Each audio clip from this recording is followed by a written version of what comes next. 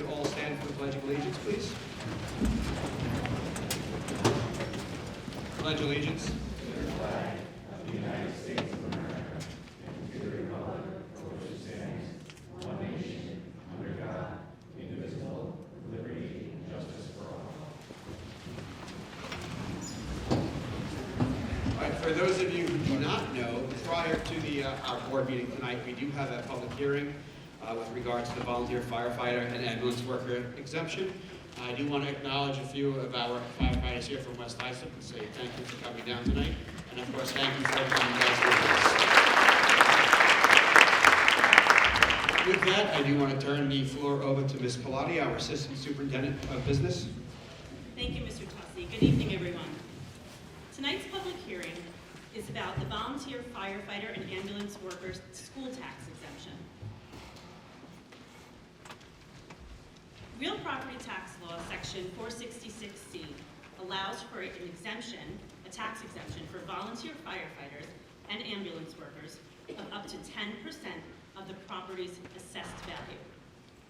This law is actually sunsetting on December 9th, 2025, and it will be replaced by the new statewide exemption under Real Property Tax Law, section 466A. School boards must adopt this new exemption prior to March 1st, 2025, so it is effective for the new school year, new tax year. Currently, the West Islip District offers a 10% school tax reduction for our volunteer firefighters and ambulance workers with at least 5 years of service, and a lifetime exemption is offered to those volunteers who have served for more than 20 years.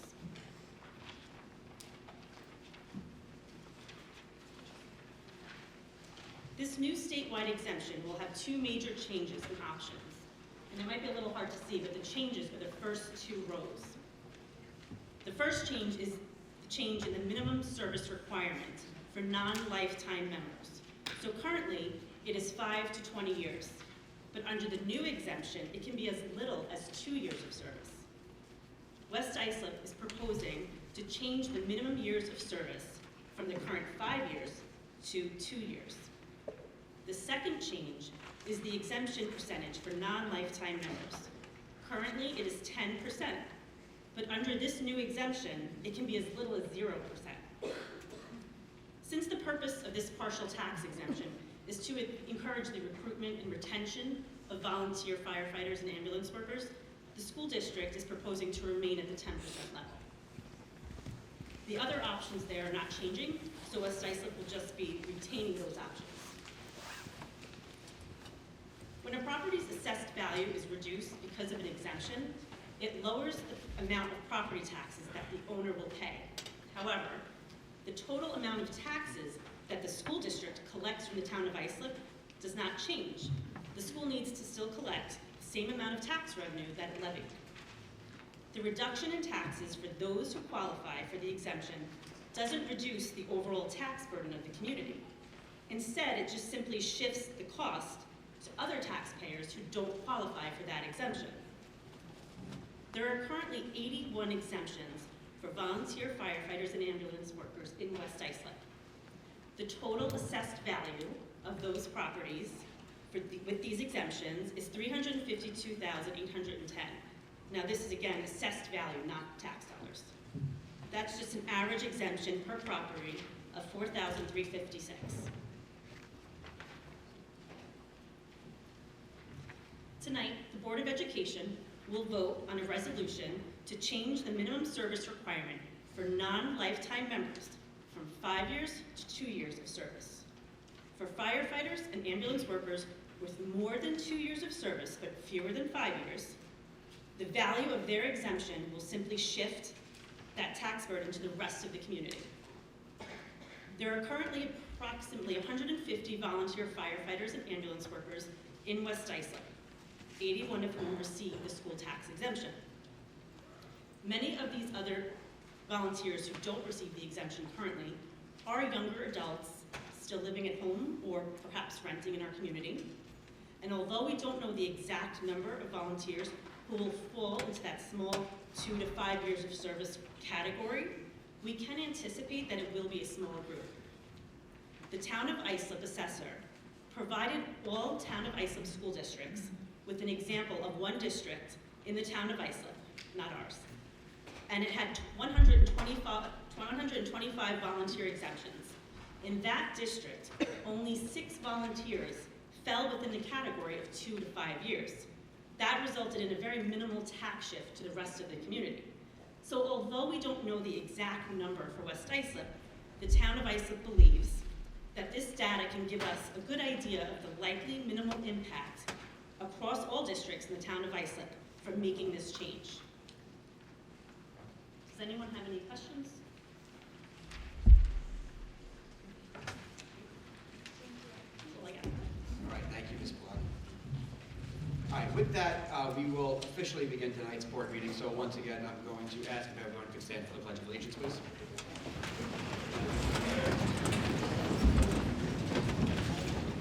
I pledge allegiance.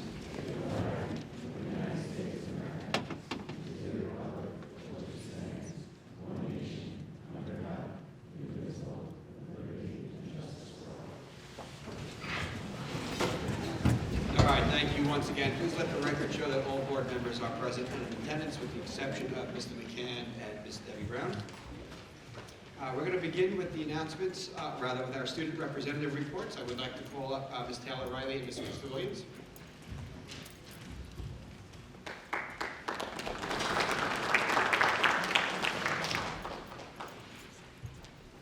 Hello. So at the last day before break, we had our Student Senate holiday party. And it went great. All the kids were happy.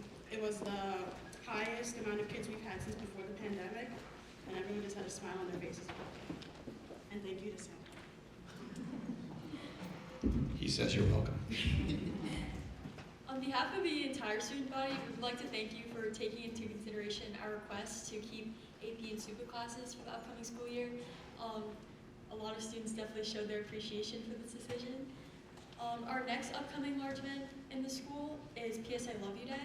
Last year, murals were painted around the district, in schools around the district to raise awareness of this day. But this year, the high school is going to take it a step further and decorate the hallways in a full-out purple theme to show support. That's it. Don't go anywhere yet, because I want to say a couple of things. First of all, just a fantastic job by the student body coming down and advocating, and it was very nice to hear. They were very well spoken. They articulated their thoughts very well, and I think that's what this is all about. These meetings are about coming down and sharing thoughts and sharing concerns, and a lot of times we're able to take what you say and really fix what maybe needs to be fixed, or keep going with what needs to be going. So thank you for that. I'm very excited about PS I Love You Day. This district does a great job. I don't know if there's any other teachers out there that teach in other districts, and I don't know if they have PS I Love You Day, but what we do here in this town, I mean, for obvious reasons, but it's special. So I'm looking forward to visiting and seeing those hallways. So thank you very much. Yeah.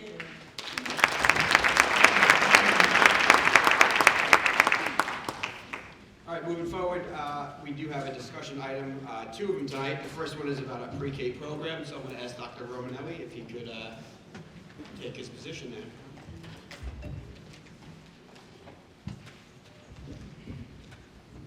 Good evening, everyone. Great to see you. Happy New Year. Just prepared a brief presentation for this evening to kind of take a look back at our budget process from last year, also our most previous Board of Education meeting where we spoke about our pre-K program, and make a few recommendations to the Board of Education for our discussion this evening. So just to begin, as I mentioned, I want to take a look back at our budget creation for this school year. Last year's budget cycle was a very challenging one. We took a look at 3 major areas. The first one was cuts to foundation aid. There's a provision there called Save Harmless, and we are a district that is a Save Harmless district. What that means is that if you kind of think of it as a line, right? If you're scheduled to receive a certain amount of state aid and you fall above the line, you get that amount. If you fall at the line, you get that amount. And if you fell below the line, Save Harmless actually bumped you up to that line so that you could plan long-term and understand a guaranteed amount of state aid each year. What happened last year was the Save Harmless provision was proposed to be removed. West Islip would have stood to lose between $3 and $4 million there, which was really devastating. We were also dealing with issues like inflation, which was above 8% at the time of our budget creation last year, and also rising costs in areas like transportation, healthcare, things like that. So we fell into looking at a potential hole of around $8 million just to maintain our budget from year to year, which was a really challenging task that we were looking at. Fortunately, foundation aid, the Save Harmless provision was restored. For anyone that has been following, the Rockefeller Institute did a study this year on foundation aid, and they made some recommendations. We're going to see how that affects us in West Islip this year, and when we get our report and when we look at the governor's executive budget on January 21st. This is from last year, not this year. So what we saw last year when we were looking at that challenging scenario, we absorbed multiple teacher retirements last year and did not replace those teachers. So we got tighter in our staffing. We eliminated 19 aide positions in the district, 5 teaching assistant positions, a library media specialist position, a social worker position, transportation at our alternative high school. We eliminated our in-district summer school program, and we delayed the implementation of our elementary literacy program. So a lot of big impacts you can see from last year when we were creating our budget. We also, as you can see this number here outlined in yellow, we do have a very healthy reserve in our district within the confines of what the state allows for. We allocated $4.375 million from our reserves to balance our budget last year, which is obviously not something that we want to do from year to year and is simply not sustainable. So all of those cuts that you saw, the application of over $4 million from our reserves is what really helped us to combat inflation, rising costs, the state aid issue, and to get to where we needed to be. Just a recap really of December's meeting. We had a Board of Education meeting here. We had a great turnout and discussion as well. And I was able to present our district enrollment trends over the past 10 years. The brief summary in this slide is that although we've been down in enrollment in our district over the last 10 years, you can see an uptick, and especially at our elementary buildings. Our K-1 classrooms are actually higher enrollment than they were 10 years ago in West Islip. So we have a really, uptick in enrollment in our elementary schools. With that comes some challenges. Our elementary schools are filled to capacity, to the point where even at Okanock School this year, we've actually dismantled our indoor playground to create that as a classroom space. We removed our computer lab area to create that as a classroom space. So we're already trying to utilize creative solutions at our elementary schools as our enrollment increases, and trying to find ways that we can work within the confines of our current system. As you can see here, the alignment of our buildings and enrollment, you can see that our 4 elementary schools, if you look up here, I know that it is a little small, but there are some handouts in the back if you wanted to check that out. We see our elementary schools are right in the 400 range, and Manatuck is even at 516 of our largest enrollment at our elementary schools. You can also see that our middle schools, like Beach Street Middle School, for example, has an enrollment of 380, right, which is smaller than our elementary schools. Udall's at 438, and the high school is just under 1,200, bringing us to a total of about 3,800 students in the district. So we had some conversations about that, about short-term, long-term, what that looks like in our buildings, and different steps that we can take. One of our focuses was our pre-K program, and we looked at the evolution of our program through the years. You can see right here that we started with 100 students in 1920. We grew slowly. In the 21-22 school year, we began to put some students over at South Shore Children's Center. You can see that we have 29 students going in the first part there because we can see we had a good partnership there with them. We own the building where they're operating out of, and then we see that more students began to go to South Shore as we couldn't house the full program in our in-district buildings.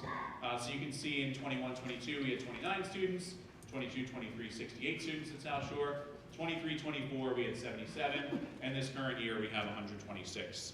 The reason that I've highlighted the 23-24 school year, it was our finalized budget from our most recent year, so you can actually see that the cost above the grant allocation that we get for 213 students was $581,663 out of our district budget to fund our UPK program over the grant allowance that we received for 213 students.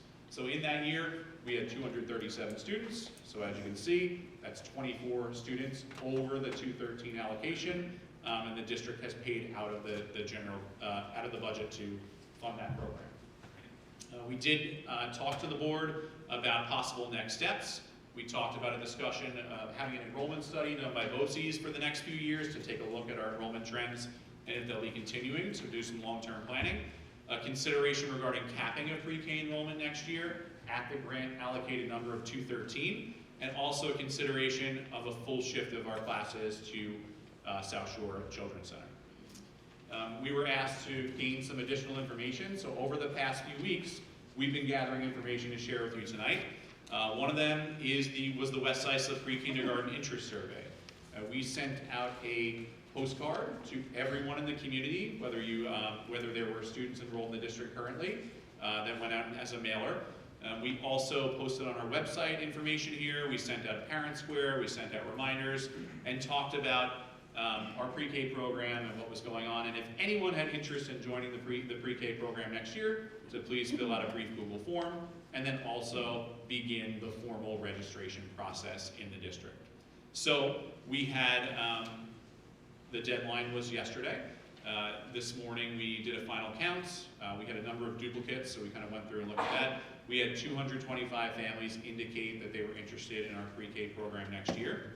That is not a definitive number. However, we do feel that it's a good number to go by to make decisions on. The definitive number is really the number of students that we get for our registration, which is actually due by January 20th. So that's the full registration process. As of right now, we have about 170 something families that have registered and filled out the full registration process, and 225 that have indicated they're interested. So we do have some additional packets that are out and families that are beginning to register. We also looked at the pre-K percentages in Suffolk County. The big question was, how do we look compared to other districts that are providing full-day pre-K programs for 4-year-olds? If you do look at this chart here, you can see West Islip, there are some districts that 0% of students are funded through the district, through grant funding or through district funds, and it's fully funded outside by parents when they go to pre-K. Parents fund the pre-K program, and students begin in the district in kindergarten. You can see there are a number of districts that fund about 23 to 63% of their 4-year-old population for pre-K, a number of districts that are in 64 to 80%. We were at 99% in the past few years, and that accounts for maybe students who enroll later in the year and then went to attend privately, or students that chose to attend a private program. So we had about 99% of our students attending. Even with the cap that we've been discussing of 213, we would still fall into that 83% or above column and maintain our status in the right column over there. And also, when we take a look at our budget and we take a look at our pre-K program and all of our programs, we get requests regularly about programs in the upcoming school year. So we've already begun discussion about new academic programs that we would like to bring in, additional teaching positions that we would like to add, a literacy coach in elementary schools, additional teaching assistants, paraprofessionals, a speech and language pathologist, additional mental health support. We meet with our directors, our principals, to talk about the needs in our buildings and across the district. So we always, when we begin the budget process, as we will in the coming weeks, you will see a lot of requests for new positions and ways in which we are going to look to fund those. I know that this is a smaller chart, so if you have a handout, you can kind of look at it on there. We looked at a lot of different scenarios and how much they would cost for the district. So just to walk you through these really quickly, if you do look at these, we have the data there that we showed before about 23-24 and how much that would cost for the district. How much we are this year, we're at about $673,000 to fund our pre-K program this year, so you can see we're kind of creeping up a little bit. We looked at, okay, our plan for next year was, as we've slowly started kind of shifting our pre-K programs out of the district and over to South Shore, we typically had 8 classes in the district, so it was 2 at each home building.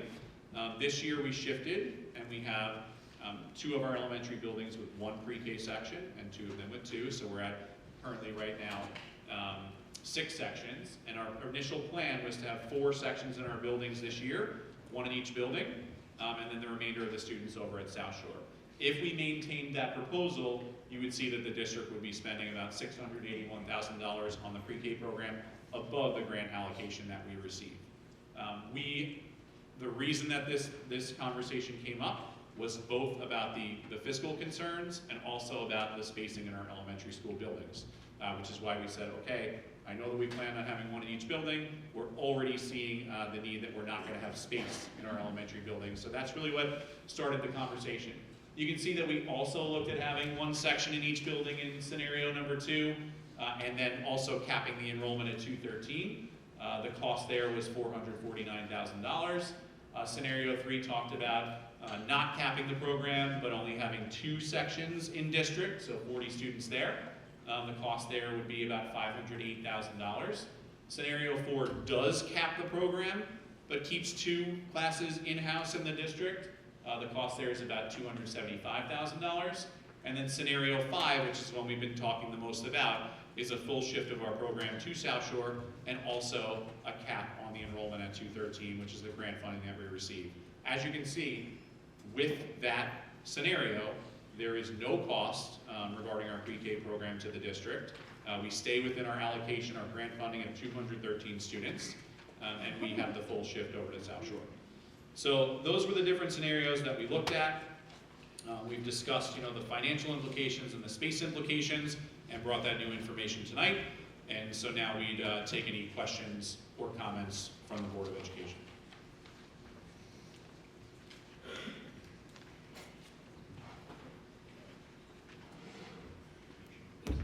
Okay. Yeah. So essentially, we're really being asked to make a decision, taking into consideration, obviously, space concerns, fiscal concerns, program concerns, pre-K parent concerns, finances of our community members and our friends. And so it's really our job to do what we think is going to be best as a whole. So I am in full support of the shift to South Shore. But with that being said, I know their max capacity based on conversations we had is 224. And so I would be willing to extend the 213 cap to 224 with the district if it's, Ms. Plotty, based on conversations, it would be roughly how much for the extra students there? $59,400. About $59,400. So I would be willing as a board to extend that to I can't talk because I'm a little bothered here by this, but to 224 students. Obviously all at South Shore. And I think that would obviously help with the space issues. It would definitely eliminate some of the fiscal concerns and also allow us to bring in these 11 items that are requested for 2025-2026, which really we are a K through 12 district, and there is, I don't want to make light of anyone's situation, but we're looking at the whole here, not just a small group. So let me ask, are we in favor of the full shift to South Shore, maxing out at 224 at their max capacity? I mean, is there any thought on that? That's for moving forward, which is not this year. No, you know what, I'm glad you asked that. I think for 2 years from now, we would have to max it to 213. That's what our goal is. So for next year only, we would pay for the additional 11 that would max out at the 224, and then moving forward, giving people ample time, we would just stick with 213. So the district is assuming the cost of how many more students? 11. 11 at the cost of? 59,000 and change. Okay, so that'd be a very nice, generous thing to do, we would say. I mean, yes, listen, we've always, this board has traditionally been very generous in a lot of different aspects, and it's unfortunate that the budget is been where it is. Last year having to dip in over $4 million in reserves, that's not sustainable to do every year. So I do think that this moving forward would be good for 1 year, and then for the future. And then we address it moving on after that. So 1 year, almost like a buffer, and then Correct. 213. Yeah, of course. So if I could just talk a little bit about that, thank you for the comments from the board. I know that, we have proposed that cap at 213, and that South Shore does have the availability at 224 regarding space. So if we did go to the 224, we had an indication on the survey of 225 students. I just want to share that if we did go that route, we would then begin a wait list for any students above the 224 amount. You know, the number we have right now and our best, estimate at our enrollment is 225, so that would place one student on the wait list. Typically, we do have the first few students on our wait list become enrolled in the pre-K program, just because of the fact that we have families move out of district for whatever reason, or students choose different placements. And just want to also add that this is our best information that we have regarding this Google form. We could have, just theoretically, in the next week or so remaining in registration, there could be additional registrations above the 225 amount. So we could be looking at a longer wait list than just the one student. Dr. Romanelli, is it possible that that 213 number can change next year and coming years? Yeah, so that's a great question. That's not a number that we create. That's a number that comes to us, from the state. And I know that there's been a lot of advocacy work going on about raising the funding for pre-K, raising the maximum allowance. That wouldn't help us with our spacing issues, but it would certainly be something that would help with the conversation about funding the program. Certainly something that we'll monitor. Mentioned kind of before that budget is a process, so even some of the things that we spoke about from the previous last year's budget process, like elimination of certain programs or staffing, is something that we could, if the board wanted to, with some of these cost savings, put back into the budget, from our previous year's cuts that we've made. Ms. Marks? Hi, I just wanted to give a little bit of context to the decisions that we're trying to make. We've spent hours of conversation talking about this at length. Every single one of us, except Quinn, is a parent here, and all of us had kids go to preschool prior to UPK. So we've all, had to do our own kids through pre-K at our own accord. Every single one of us values pre-K. This is something obviously we all understand the importance of as introduction to the West Islip educational system.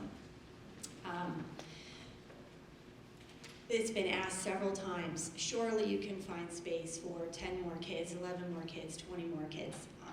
We're already creatively using closets in some buildings. And for me, and you guys can agree or disagree with me, I am trying to focus on the quality of the education that the K through 5 and K through 12 kids are getting. When I found out that Oakwonock had to lose its indoor playground and computer lab, that was really disheartening to me because I feel like it is important for our kids to be able to transition to specials and kind of get out of the classroom a little bit, especially to use indoor playground space.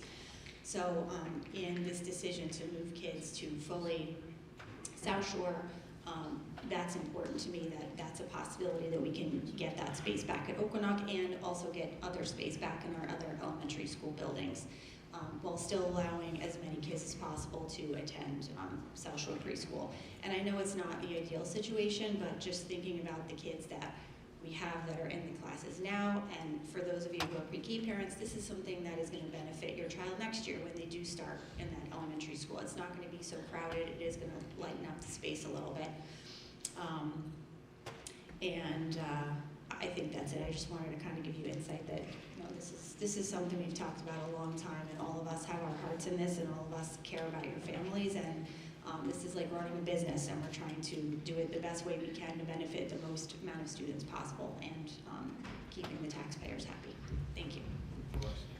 Mrs. Marks, just to that point, we certainly would. We currently have 2 pre-K sections at Oakwonock, so we certainly would look with that shift to South Shore for those 2 classes to reinstate the indoor playground and computer lab at that building, barring any other extreme enrollment sort of shift, we would definitely be looking to do that. I think that one other thing that we need to look at for the future, if we said that we're going to cap it at 213, maybe next year they come out and they say, this is how much you're allocated, we can do more or we can do less, but capping it 213 might cause a problem down the road where if we get more money, then we already said we're not doing more, or if we get less money, then we'll be back in the same situation. So maybe we should write it, we're capping it at the maximum kids for the money that we're allocated, not at a number of 213. Because that could negatively affect more kids. Yeah, that's really the reason that we have recommended 213 as the number, as the cap number, because we believe that makes the most sense in terms of a financial picture of the grant allocation we get is for 213 kids, so our program is 213 kids. When you looked at the slide of the other districts and the percentage that they provide for their 4-year-old programs, that is because the districts receive a certain amount of funding for a certain amount of students, and that is what they use it for. And anything over, there's a lottery, and parents will select programs privately through the home. So, but I do also understand and appreciate the request from the board to try to raise that number from 213 to 224, and we can certainly.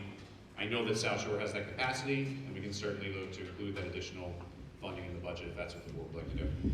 It is, and I know, and I didn't really know this because my wife really registered the kids for pre-K, but I didn't realize how late in the game it already is, and we can help 11 extra families, and we're helping 11 extra families, and it may not be perfect, and it may not be everyone, but I truly believe that that's the best that we can do. And like I always say, I'm always grateful for the board. I'm grateful for this community and the conversations that we have.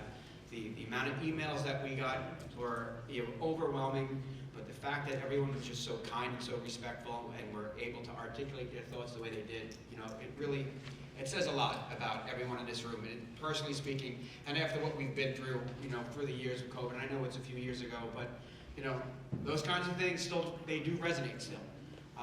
And so to say that we are a little, I don't know, PTSD with certain decisions, I'd be lying if I said we weren't, because we are. And I do, though, in my heart of hearts, I believe that this is the best that we can do. And I will have no problem going to bed at night because that's the truth. So.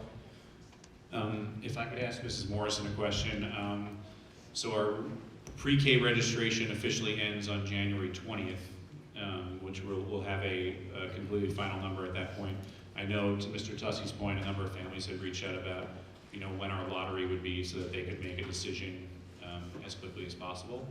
So as of right now, it looks like all the students that indicated interest in the program would be in the program, which is a wonderful thing.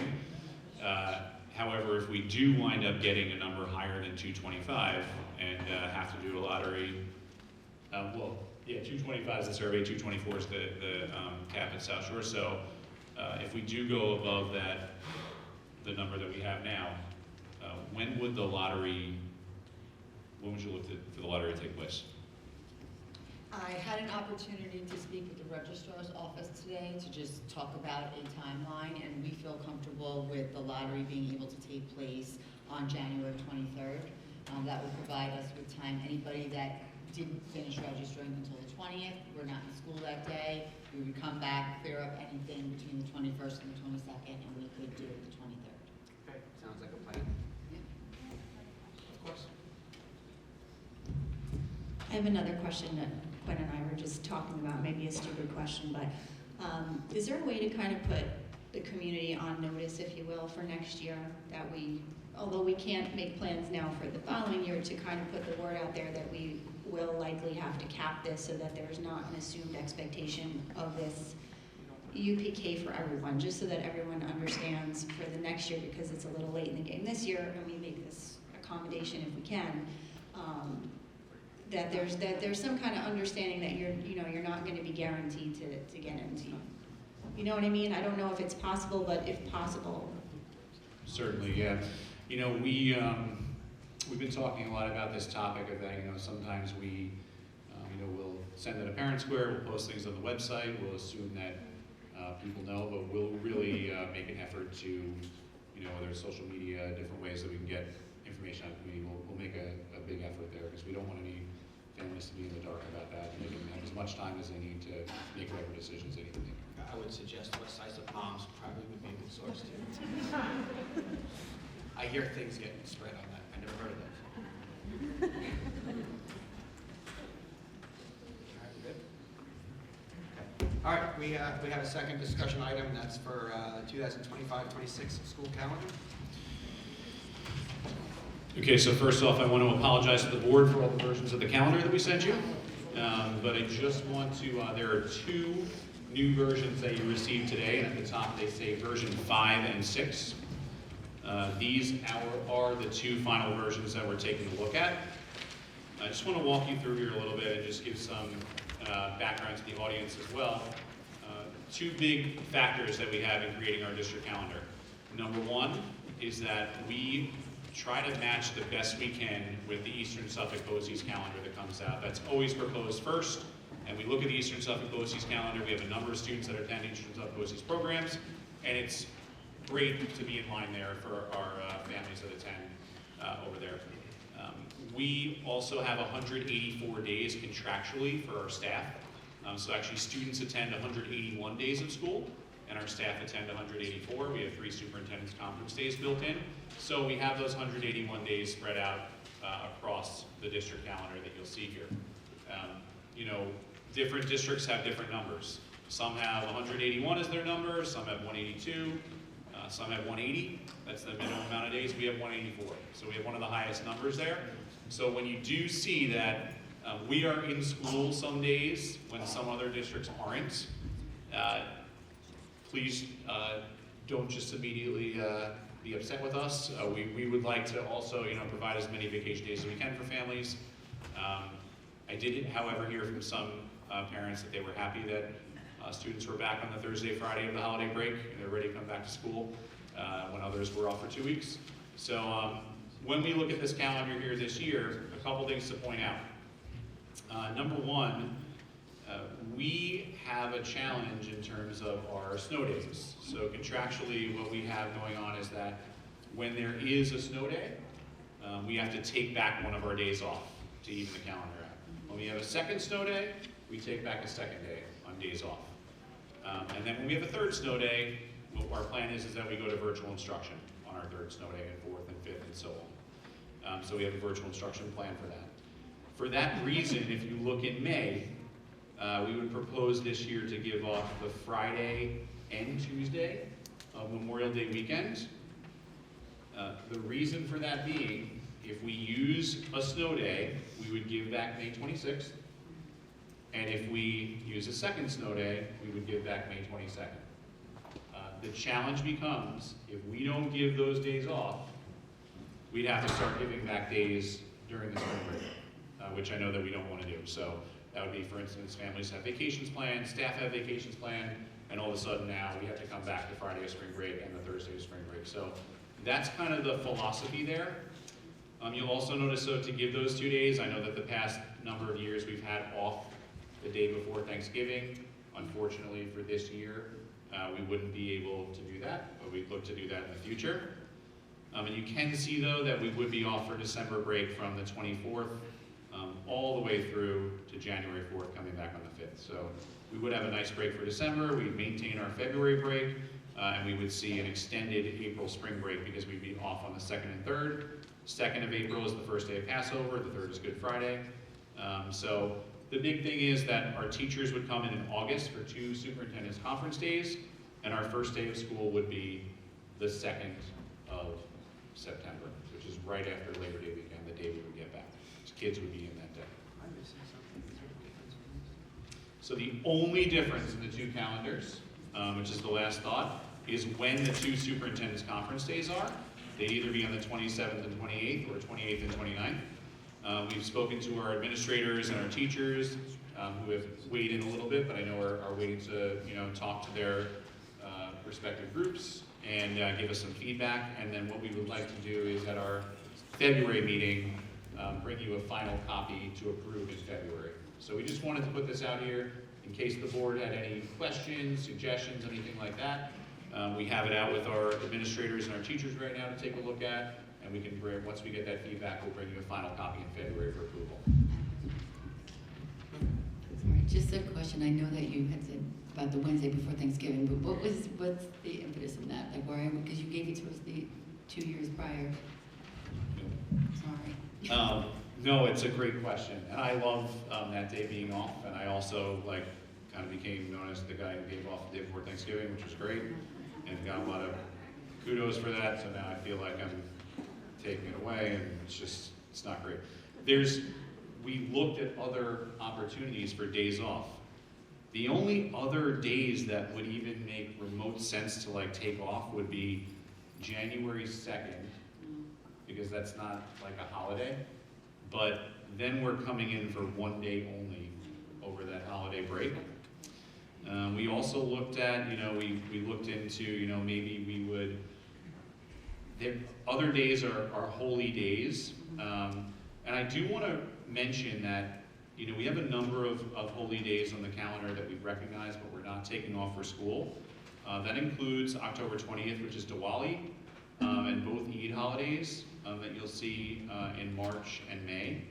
We have received letters from students and parents requesting off, mainly for Eid. And, we understand that we have students and families in our district that do celebrate the Eid holiday. And we have indicated on here that for those holidays like Diwali and Eid, for families that celebrate and students that celebrate, students were absent from school, it would be an excused absence. Also, if there were any tests or homework, that would be excused and be able to be made up on a different day. So as of right now, with the 184 days and those holidays in place, as of right now, we recognize them, but don't give off for them. The state sometimes also tells us days we're mandated to give off, like Lunar New Year.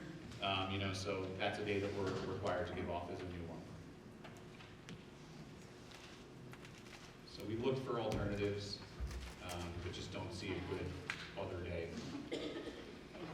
If you see one, we will take any suggestions that you have. All right, so to be determined. Yeah, so we'll bring a final version for you in February for approval, if that's all right with the board. Of course. Okay, moving along, we have a couple of people who wish to speak on an agenda item, so I'm going to call up these two individuals. First up, we have Daniel Trioni, if I'm pronouncing that correctly.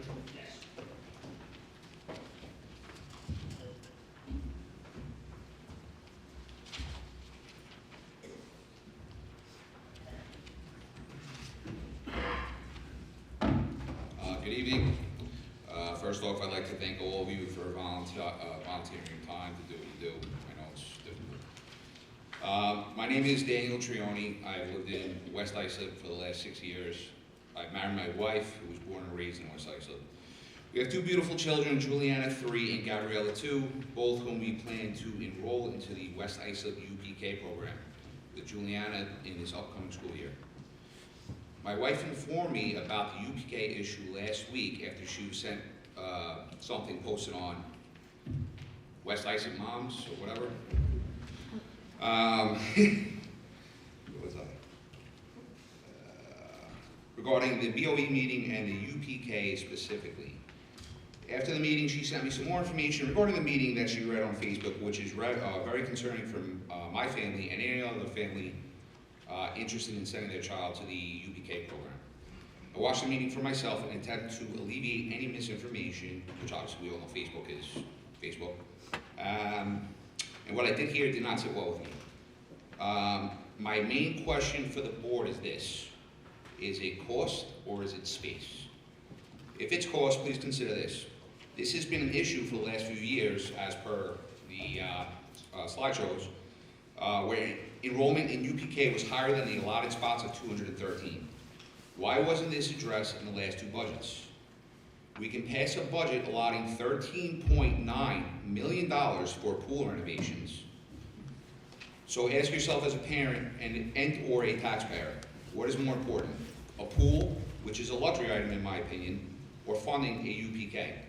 I understand that the pool passed and what's done is done, but now you're telling me, a taxpaying parent, that my neighbor will send their kid to South Shore UPK free of charge, and I will have to spend approximately at least $12,000 a year for my child to sit next to theirs. An article was released December 16th in Newsday under, sorry, scroll down. I know which article you're talking about. Yeah, I just want to reference it, so anyone that's listening. Basically, 12 Long Island school districts were flagged for having too much money in their reserves.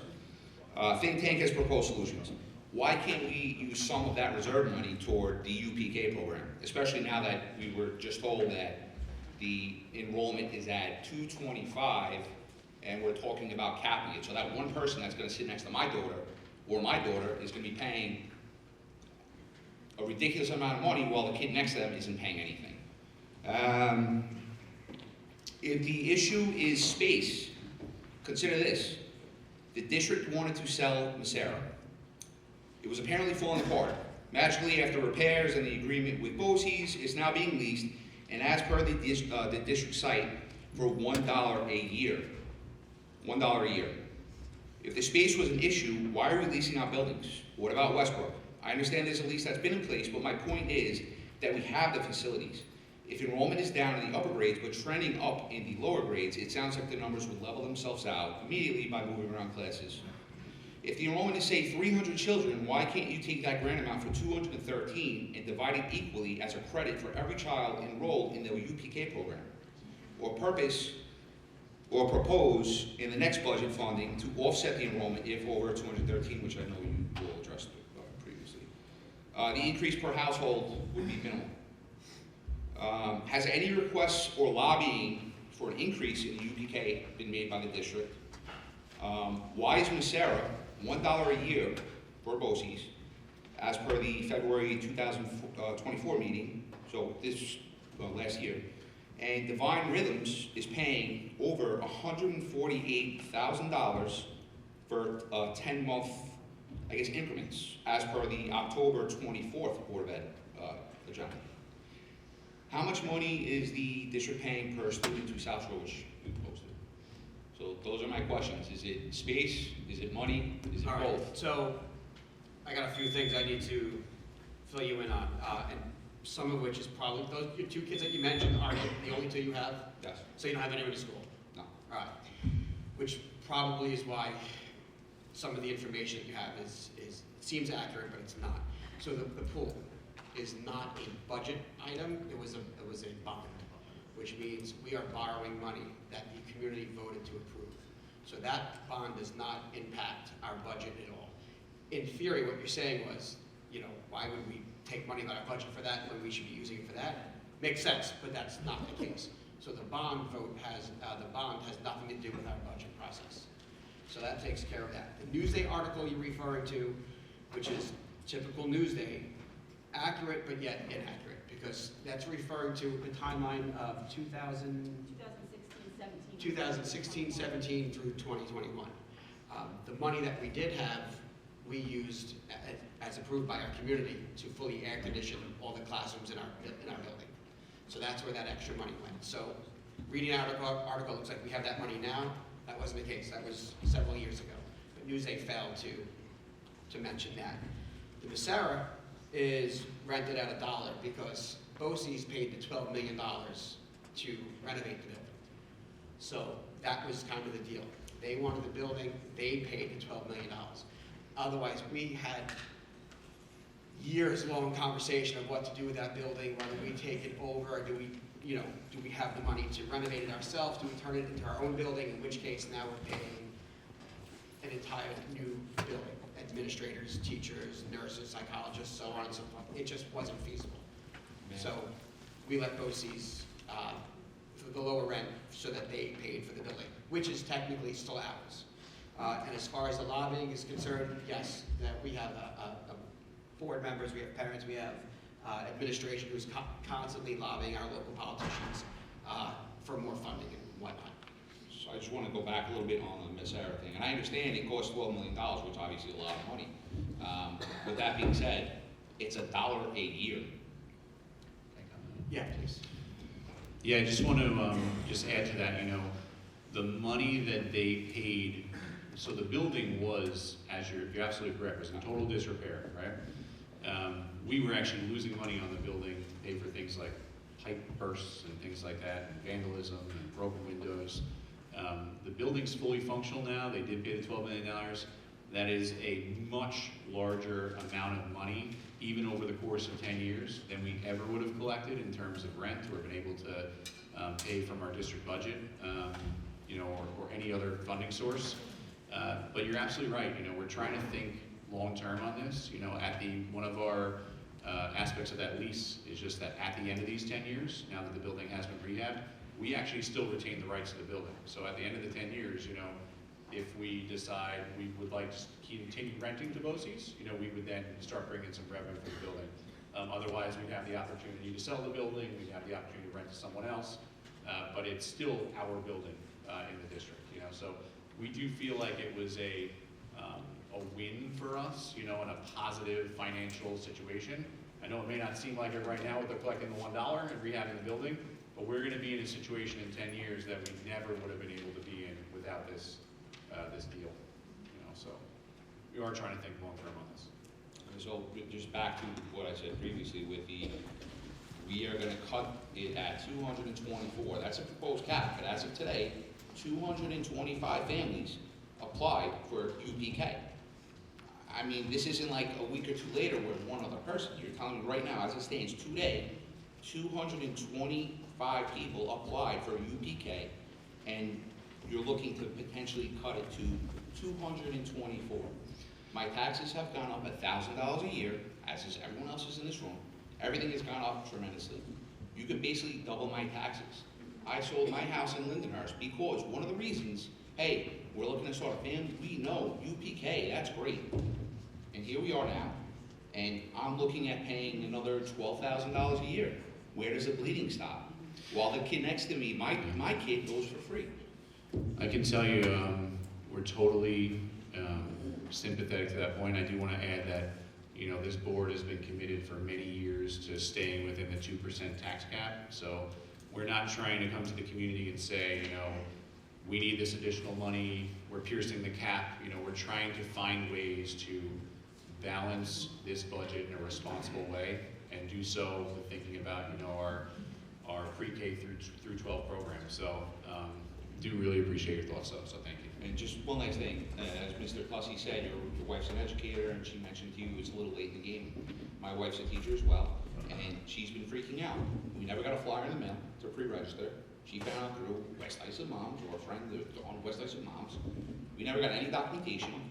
She filled out the online application, it kicked it back, did not give a reason. She made multiple phone calls, emails, and she just got it fixed today. There was no reason in that email as to what the issue was until today or yesterday. So I think there's several issues, and the fact that this is happening in January, we have to leave a deposit for another school. Regardless, best case scenario, I'm looking at losing a couple $100 to hold a spot. Worst case, I'm looking at a new car payment. Yeah, listen, we get it. And like I said, the reality of it is, I think this process kind of started last year when we already started moving some of our classes out of our schools into South Shore. I can't speak on behalf of when the flyers go out. I don't have an answer for that. But if that's something that we can improve on as a district, we would improve on that. If that means getting them out earlier. I'm just, I guess, looking at better communication. If this was brought to our attention earlier this school year in 2024, we could have maybe we had budgeting problems. Maybe we need to put money aside, cut expenses. I would have had plenty of time to do that. But now it's January. I need to put a deposit down in school, which I'm probably going to lose if I get that. No, I'm going to lose if I get the spot. Or I'm looking at now minimum, I guess, $1,000 a month payment. So I appreciate your comments. No, listen, point noted for what it's worth. But thank you. Thank you. Appreciate it. Thank you. This is yellow cards. Okay. Sure. All right, Carolyn Buckley.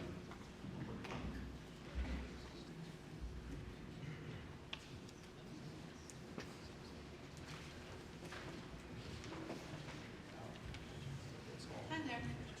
I want to say good evening. Thank you for all that information. I kind of put my name down without an agenda. I just kind of wanted to see what you were presenting tonight, and then I have a bunch of chaotic notes, so I apologize if my questions are all over the place, but I do have a couple questions. first I want to know the lottery. You're saying January 23rd is most likely when it's happening. Is that going to be live streamed again? Yeah, yes, it will. Okay. Also, when it comes to employing teachers, now that these classrooms are going to be within South Shore, are these teachers going to be employed by South Shore, or are they going to be employed by the West Side School District? Yeah, so these would be South Shore teachers. Okay, as someone that's been in that position before, I taught UPK through an agency, but for the District of Albany, actually. Please make sure that they are aware that they may not receive time towards New York State retirement for that position. And I think that's really important information for the public to know, that teachers who work through an agency for the school district, although they are acting as teachers for the school district, they may not be receiving time towards their retirement, and so therefore you might not be getting the most qualified teachers that are teaching our younger children. I don't know that for a fact, but I've been in the position and I've been told by New York State retirement system that I probably will not be receiving time for that. It could be case by case, but in my case, I will not be receiving the 4 years time that I put into the YMCA agency when I worked for the City School District of Albany. A question I have also is, so the $59,400, that seems like that was the number given that you're paying out of pocket for 11 children, yes? Is that for 11 children? So I don't know if it was meant to be insulting, sir, but you saying, I think that's pretty generous, felt pretty insulting, considering that comes out to about $5,400 per child for the year. And if I was paying out of pocket, it's more than $10,000 a year. So it doesn't really Well, feel that generous. 5,400 is based on how much the state gives us per kid for the 213. So that's I know. why that number comes The out to comment though of 59,000. saying I think that's pretty generous. Well, if that was did a little offend you, insulting. by all means, that was not my intent, and I apologize for that. Because I would be paying, based on the numbers I'm paying now for my child to go to a 3 days a week half-day program, I'm paying about $27 per day, which means if I were to send her full-time, that's $54 a day. You know, times 180 days, that's about $9,700, give or take $100. My question, I guess, is over, but I just don't think it's fair to say that that's a generous thing when I'm very potentially paying over $10,000 next year if my daughter's name is not pulled out of a hat. Yeah, I just want to add a couple, thank you so much Thank for your you. points. Want to add a couple items there. You know, we understand that struggle about the $5,400. That's how much we receive in grant funding for each student for pre-K. You know, so what we try to do with that $5,400 doesn't, you know, it doesn't allow us to maintain our in-district program with escalating salaries and health care and things like that. So the $5,400 is not enough. We've been advocating for an increase there. There was some talk about it last year in the budget, and we're hoping that there will be an increase in funding that we receive from the state. And just I know that a number of people have talked about deposits as well. You know, we have been assured by South Shore Children's Center that if we do put a deposit down there, you know, for any families that are concerned about that piece, that they will give a full refund on the deposit at South Shore if you are selected for the district pre-K program. Okay, and I guess a question, I will just have to take my question to South Shore, is if they're offering a pre-K class beyond the UPK, but that was a question for them. Thank you for your time. Of course, thank you. All right, we have 3 more cards for agenda item conversation. So the first one up here is Ms. Claudia Worley.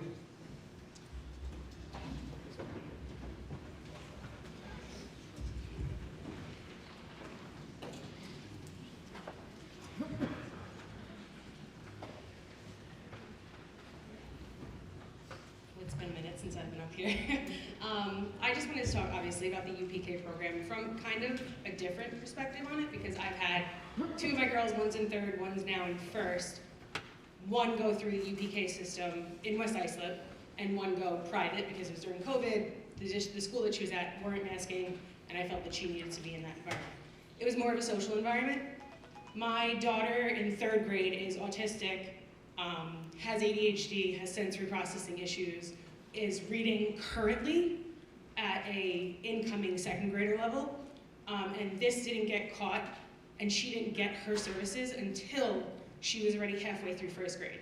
So she missed a good portion because she went private and they didn't have it there, that they didn't have the means of, hey, your kid's falling behind, or we're not following a set curriculum. My other daughter is in 1st grade, has been receiving services now through kindergarten and 1st grade. And if you held my children's work side by side, my daughter that went through district, it is a phenomenal program, through district is leaps and bounds ahead of my 3rd grader. And that's not to say that her kindergarten, her 1st and 2nd grade teachers weren't sufficient. They were all amazing. But my daughter, Cora, who's in 1st grade now, her pre-K teacher, phenomenal.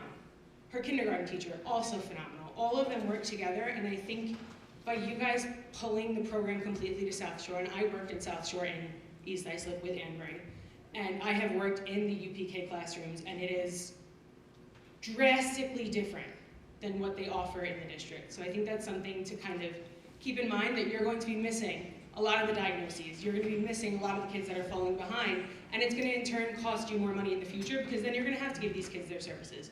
You're going to have to take the 2nd grader who's now, their delay is being caught because it wasn't caught in UPK. So I think that's something that you should really consider. And then my other question for you is, I'm sure for Manitowoc the teacher will get moved around, but what is going to happen, like the pre-K teacher that got cut from Manitowoc, she got moved into 1st grade.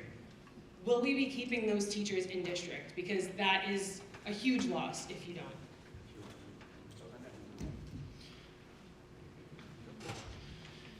Yeah, so thanks for all those points, Ms. Worley. We absolutely intend to keep all of our teachers in district. We would not do this if we anticipated any sort of job loss with our 6 pre-K teachers that are in district. We agree with you that they are incredible educators. I also want to just add, we do have an increasing kindergarten enrollment. There would be a possibility that, our pre-K teachers would go to an open kindergarten position or something along those lines in the district. But do want to add that over the past, few years, I know that Mrs. Morrison has done some great work with collaborating with South Shore Children's Center. We have a lot of collaboration we've done there. They have the Foundations program, Haggerty, a lot of the materials that didn't always have in the past. So I know that you're talking about that. We feel that the experience there and the program there is a really good one. We've heard wonderful things from our parents that currently go to South Shore this year, last year, things like that, we do have a really cohesive program, and with all of our students in one place rather than 5 different buildings, we do feel like we can actually build on that as well. I would just consider the fact that the teachers that are going to be at South Shore are not going to have as many incentives to care, and I know a teacher's duty is to care for a child no matter what their incentive is, no matter what their payroll is, but it is a lot harder to get a teacher or a TA. Like I was a TA in a UPK classroom. I have no degree.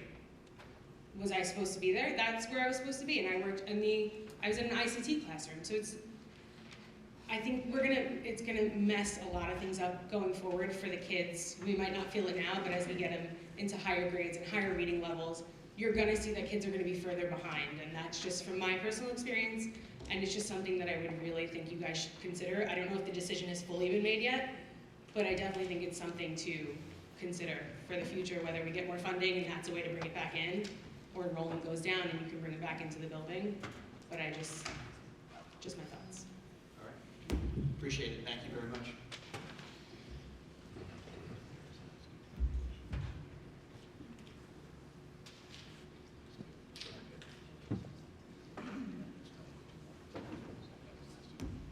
All right. So, Dr. Romanelli just reminded me, we do have a lot of students here tonight that are here for some recognition, and I'm sure a lot of you probably have homework to do and other schoolwork, if you will. So we do have 2 last cards. I want to get through these 2, and then I do want to turn it over to our student recognition for those who have been very patiently waiting to get their deserved honors. So with that being said, let's bring up Laura Materi.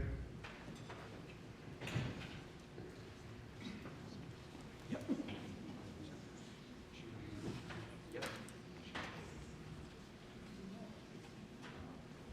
I Just a couple of quick questions. Is there any way that you would consider not moving UPK to South Shore and keep it within the schools? I think we've already had that conversation, and we need Yes, the it space. does. We need the space. Okay. Okay, so with that in mind, where are they gonna put the 224 kids? They have classrooms, They have enough classrooms without taking more from Divine? yes. There are some, there's a full hallway where all students will be in the same area. And we also, Divine Rhythms actually sublet some rooms in there to different businesses that'll be shifting, and those rooms will actually be able to be continued for South Shore down that same hallway. So there is a little bit of adjustment, but it's not the Divine Rhythms business itself. It's some sublet rooms that we'll be expanding into. Okay. Are they gonna open up the doors at Divine Rhythms instead of having everything go through that one entrance for now 224 pre-K kids, plus they're also the normal daycare on top of it? So I know that there's been a lot of discussion about that, about, you know, staggering starts and things like that. We do have to take a look, obviously, at the arrival and dismissal procedures there, but I know that that's something that they're very aware of, and we've already had some initial discussions with them about as well. But for sure, it's a good point. Okay, because obviously we have children in this area and we always go to Divine, and drop off and pick up is horrible. There's no space to park anywhere. So are you gonna potentially renovate the parking lot and maybe get rid of that huge grassy area and add some parking spots? I mean, we've had conversations, and a lot of different ideas that are thrown out there on how to improve the situation. Nothing's been set in stone, but we're all aware that improvements can be made, and it probably should be. Okay. I mean, what the cost is and how we're gonna go about that, we don't know yet, but yes, it's definitely on our radar. It's on the radar, okay. And, parking lot. Oh, and will the pre-K teachers at South Shore be certified teachers like the ones that we have now? I can't really answer that. Certified teachers? Yes. New York State certified teachers. So like Miss Divine, who my middle one had, the person at South Shore will have the same credentials as Miss Divine, or? Okay, thank you. Great. Thank you. All right, last card, then we'll move on. Josh Midori. I don't know if I'm saying that correctly.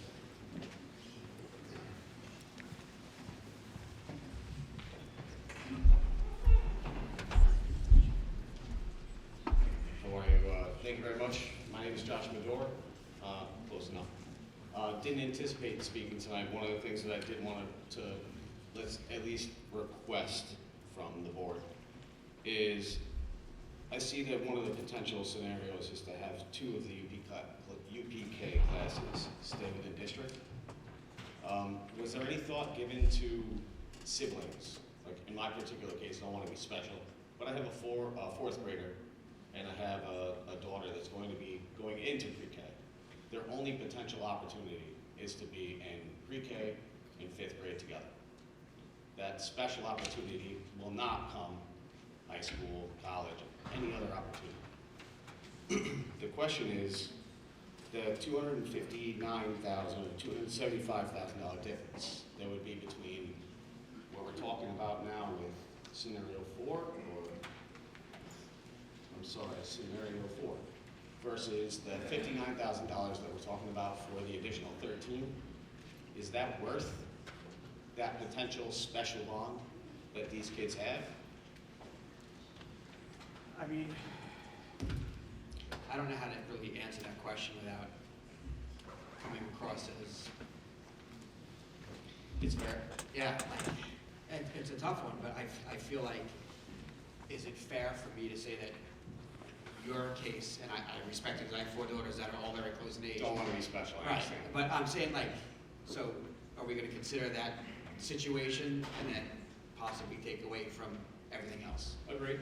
So we have to kind of look at the whole and what's better for the whole and not necessarily the individual. Because I mean, I think in a perfect world, we would say, hey, we're going to bring everyone back again and have it. And that's obviously not, what we're looking at. Of course. So with these decisions, sometimes there's collateral damage. In this situation, it might be the luxury of your two kids being together for that one opportunity. Is there an opportunity between this option 4 and let's say the improvement cost of the additional parking lots and all the things that are going to be going into the South Shore facility to say keep one class in each of the current classrooms, understanding the space constraints with computer labs and the indoor play facility? Additionally, my daughter does go to Okanagan. My youngest would go to Okanagan, so I understand what's been taken away. Just the thought process, and I understand that the decision is more than likely made, but figured I could put my voice out. Yeah, no, listen, I get it, I appreciate it, so of course. All right, thank you.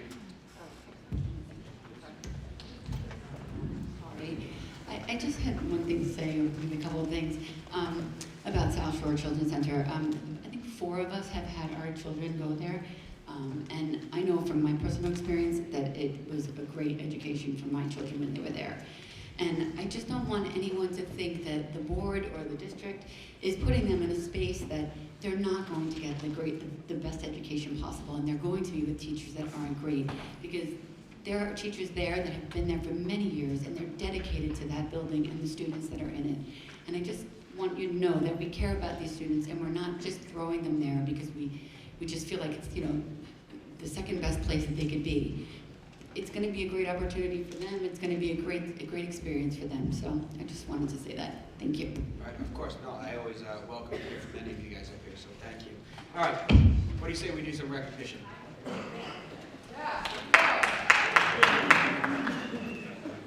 Is it Corinne? Yeah, this is not technically an agenda item, so it'll come at the end. We're going to open the floor up again for other people. So that's what we haven't forgotten about you. Okay. Dr. Lowenell. Thank you so much, Mr. Tussey. So as superintendent of schools in a district affiliated with Scope Education Services, I'm pleased to present the National School Development Council Award for Academic Growth and Student Leadership in Learning to deserving high school seniors in our district. The National School Development Council is a network of regional school study councils like Scope that supports excellence, equity, and continuous educational improvement. The NSDC network assists hundreds of schools and school districts nationwide in becoming high-performance organizations. The NSDC award is presented to high school seniors who, in our opinion, have consistently pursued a high level of academic effort and who have also served as positive role models for the student body. Recipients of the award exemplify admirable character and accomplishments. And we only get to select 2 seniors from an entire senior class. And we'd like to just say that we're so proud to call up the following 2 students to accept those awards. And those students are Emily Podolska and Krista Williams.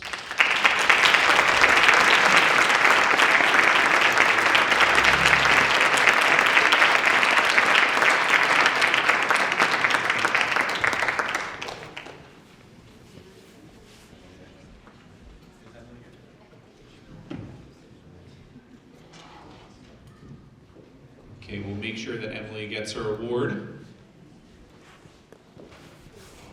and take our picture with Krista.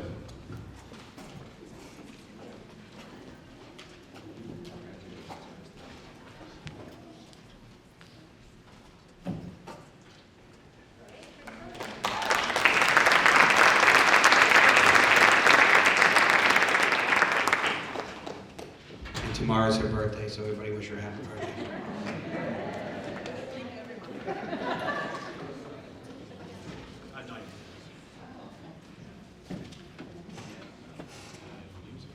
Okay, I'm going to call Mr. Holbinder up. I know he's got some music recognition as well, so it's all yours.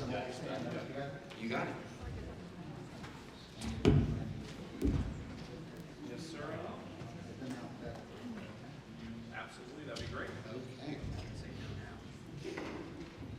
Many of you know that West Islip has a very rich tradition with our music program, and for the past 7 or 8 years we've been recognized as one of the nation's best communities for music education. We have a lot of talent in our district, and every year we select the top 10 or 15 students at our high school to recognize. These are students that have achieved on the county, Long Island, all of Long Island, state, and even all Eastern Seaboard level. So I'd like to call up the following students, and please remain standing up here for a group photo. Dr. Romanelli will present your certificate. April Allegretto, All County Chorus. Aviana Bergold, Juilliard Pre-College and Metropolitan Youth Orchestra. Charlie Della Universita, Nassau Suffolk Performing Arts and Mayo Orchestra.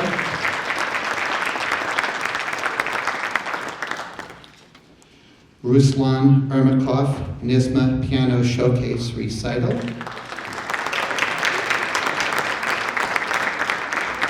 Leah Gallagher, All County Band.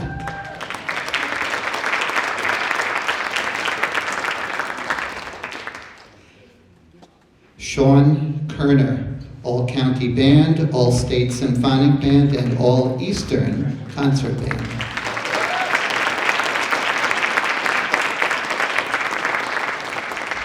Robbie Morali, All County Band, All State Alternate, Nassau Suffolk, Mayo Orchestra, and Long Island Youth Orchestra.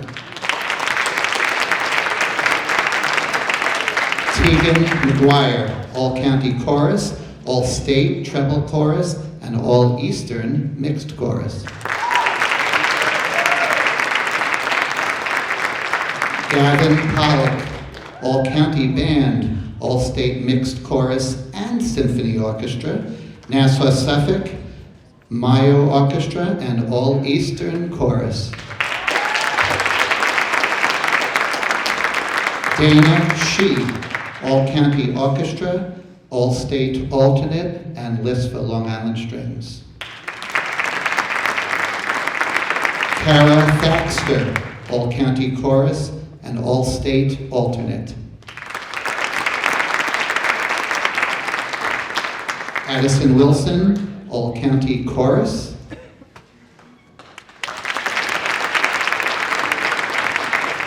And Eliana Wolhar, All County Chorus and All State Mixed Chorus. Congratulations to these phenomenal musicians.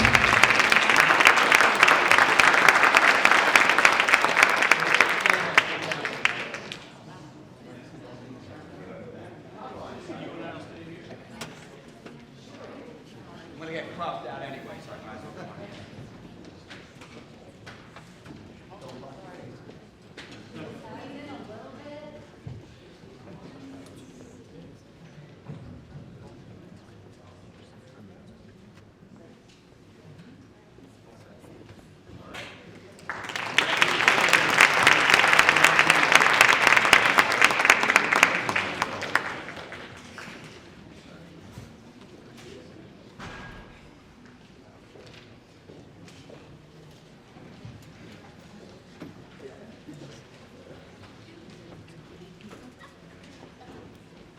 Mr. Haran?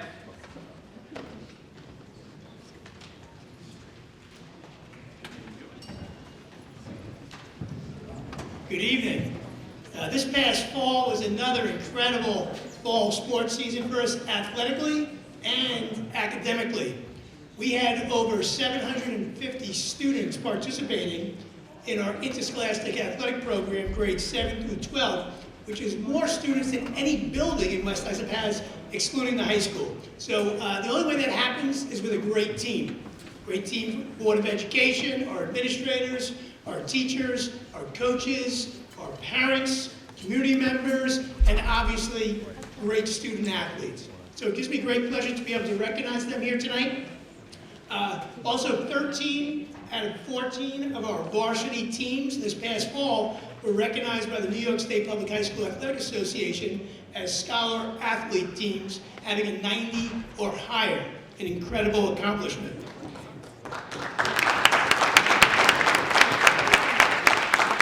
And athletically, over 75 varsity athletes were recognized by their respective coaches associations and received postseason honors.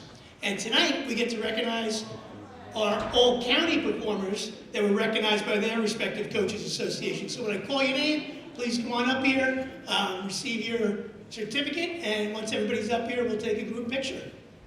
So starting us out, I'd like to recognize our Old County gymnast, Emily Ball.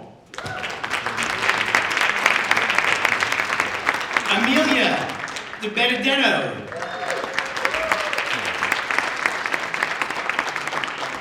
And Zoe Ricciardelli.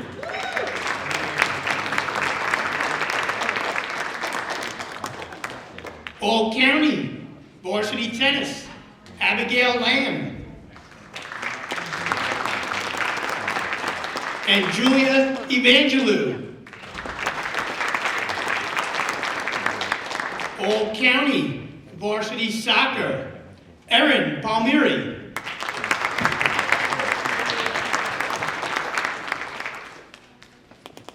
Julianne Arcolio.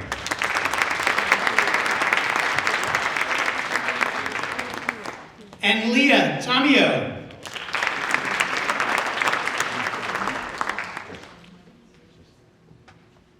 Moving forward to boys varsity soccer, All County, Patrick Knexman. And CJ Marino.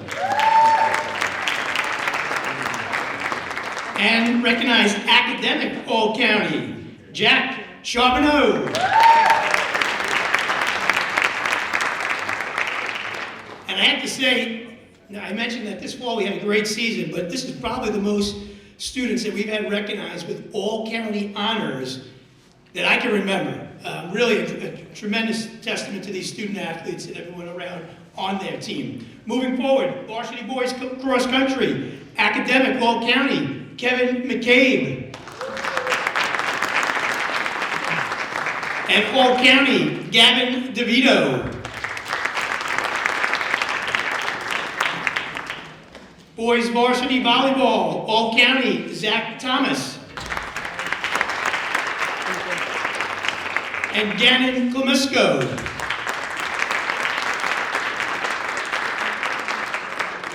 Academic, All County, Gannon Klemisco as well. Girls varsity volleyball, All County, Julia Kalinowski. And Mia Kuzo.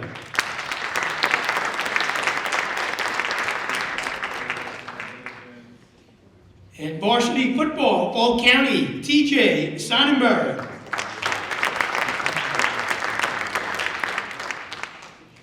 Field hockey, All County, honorable mention, Morgan Bellini.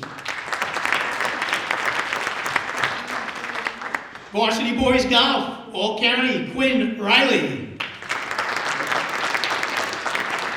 And proud to recognize our game day cheer, All County, Ashley Rose Prefontaine. All County, Ellen Murray. And academic All County for game day cheer, Kayla Frangelis.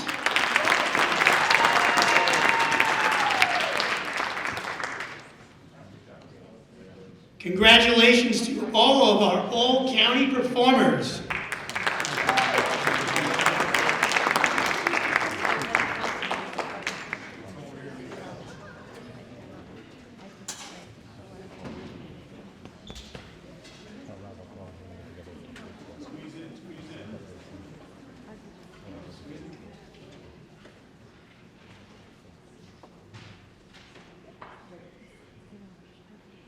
Grace, I think I explained.